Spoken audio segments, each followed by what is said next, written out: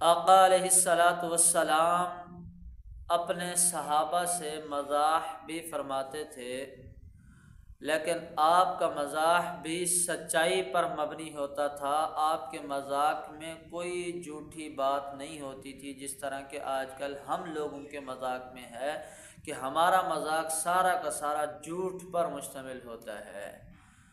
حدیث مبارکہ میں آتا ہے کہ ایک مرتبہ ایک بوڑھی اماں آئی رسول اللہ صلی اللہ علیہ وآلہ وسلم کی خدمت میں، اور آ کر کہنے لگی، یا رسول اللہ میرے لیے دعا فرمائے، اللہ پاک مجھے جنت میں داخل فرما لے۔ آپ نے فرمایا کہ کوئی بڑھیا جنت میں داخل نہیں ہوگی۔ تو وہ بڑھیا پریشان ہوئی۔ جب آپ نے پریشانی میں دیکھا اس کو، تو آپ نے فرمایا میرے کہنے کا مطلب یہ ہے کہ کوئی عورت بھی بڑھاپے میں جنت میں داخل نہیں ہوگی۔ تو یہ آپ علیہ الصلوۃ والسلام نے اس کے ساتھ مزاح فرمایا، لیکن حقیقت پر مبنی تھا۔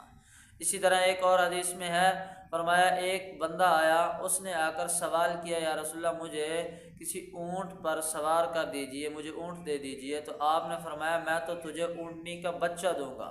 وہ کہنے لگا جواب میں کہ میں اونٹنی کے بچے کا کیا کروں گا؟ تو آپ نے فرمایا کہ بھائی اونٹ بھی تو اونٹنی کا بچہ ہی ہوتا ہے۔ تو ہمیں بھی مذاق حقیقت پر کرنا چاہیے، جو کہ سچائی پر مبنی ہو، تاکہ اس سے ہمیں ثواب بھی ملے۔